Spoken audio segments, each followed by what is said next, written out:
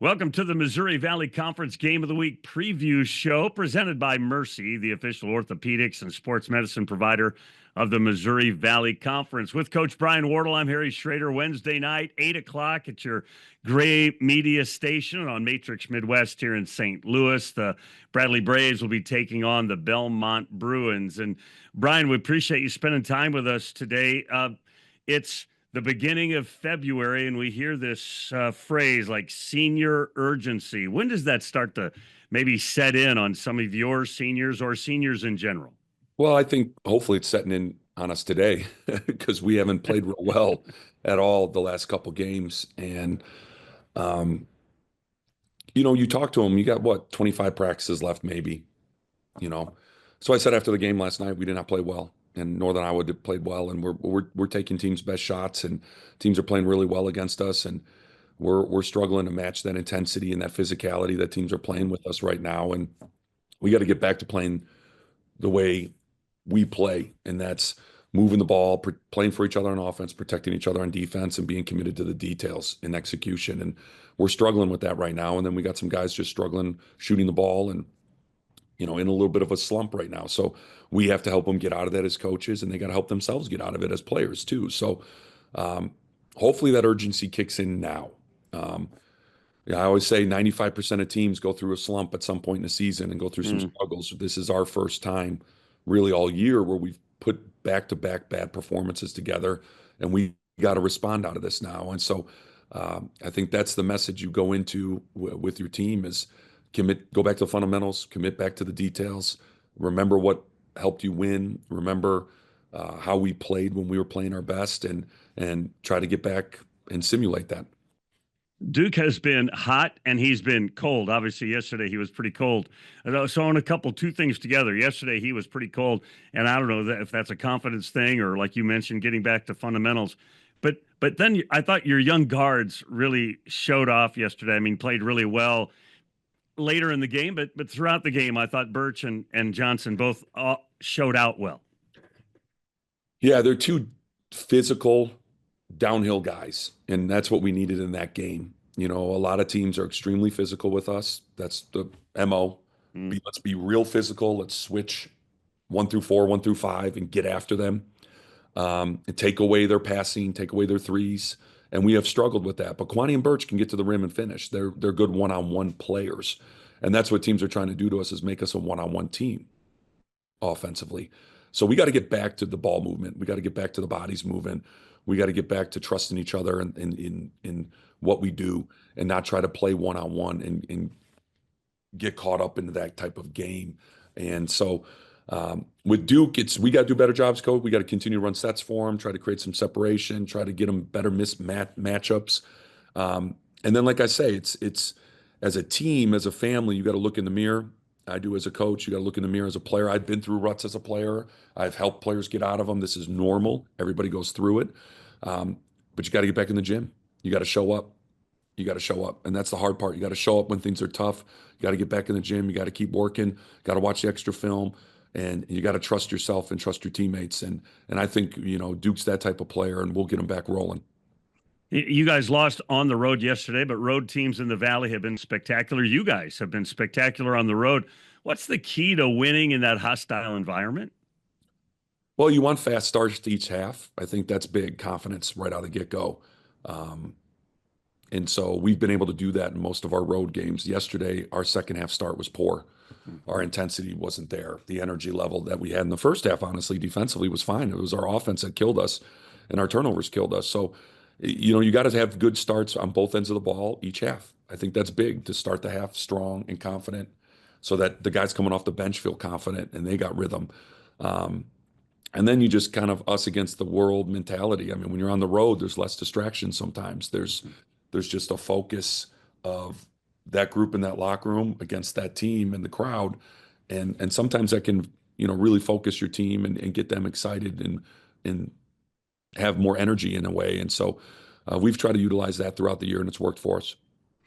You've had no time to look at Belmont, but Casey and the Bruins. Tell us a little bit about what makes them tick. They can really score. Casey does a great job offensively. They get up and down. They're good in transition. They spread you out. Um, and they do a good job of just making it tough um, defensively for you with mismatches and all the different actions they run. So you got to be super disciplined defensively. You got to talk. You got to be in a stance. You got to do the fundamentals. You got to commit to the details, and that's going to be the big thing for us is get back to that and the consistency of it and practice with it. You got to practice well this time of year too, Harry. And I said after the game, we have not been practicing real well the last couple of weeks, and I knew it would catch up to us at some point, and it did.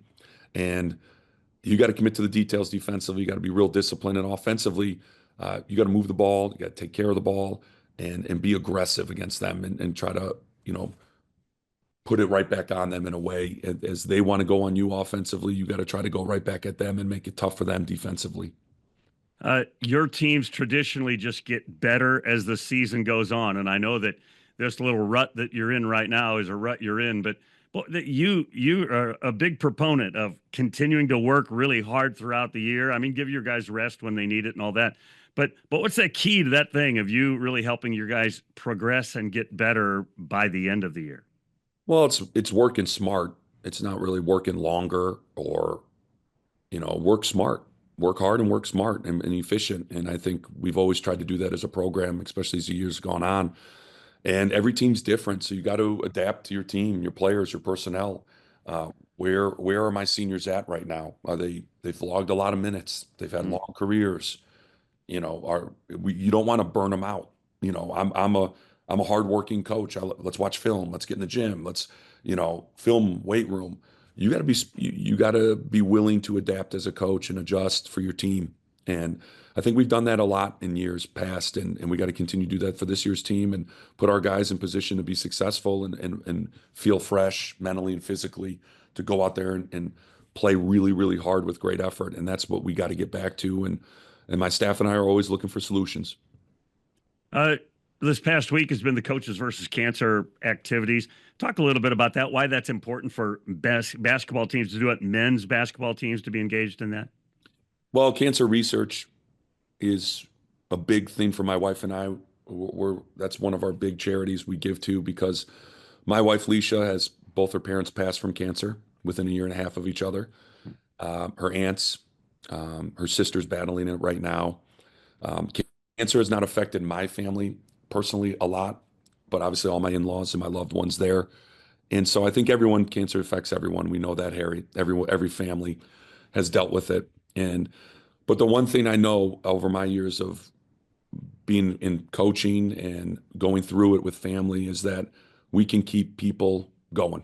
We can keep people fighting the battle and alive and finding solutions. And it's amazing what we've been able to do and progress over the last 10 years, 15 years, 20 years that we've been dealing with it is we can keep people going. And I think that's what we got to keep all fighting for is to find that solution one day to end it. But as long as we can keep people alive and keep people with their families and keep people around their loved ones and going, it's all worth it until we find that final solution. Final kind of basketball question, Brian. I'm a numbers geek, and so I crunch all the numbers, the Ken Pom stuff, and the net things, and all those kinds of things. Do basketball coaches pay attention to any of that? Sure. Yeah. We look at it. I don't know if you bring it to your team's attention a lot. Once in a while you do, though. Like I reminded my team the other day, we're a good team. We're really good. To be there's 360 teams. We're in the top 100 in pretty much everything. I mean, we're right there. We got to get back to it. We got to remember that. But I think it's something you take with a grain of salt in a way. Like I'm a big 5-game guy. Like, where are we right now? Where are we currently with our last 5 games? Because that's a telltale. Like, we can't go back to the first 5 or the first 10. Where are we right now? How are people playing us right now? How are we responding to that right now? And so sometimes those stats can be a little skewed because they factor in the whole season. So I really look at a lot of the numbers currently and try to address those. Appreciate your time, Brian. Best of luck this week. Thanks a lot, Harry. Appreciate it. That's our Wednesday night coverage. Begins at 8 o'clock Central. For information on where you can catch the games, please go to mvc-sports.com. For the Missouri Valley Conference, I'm Harry Schroeder.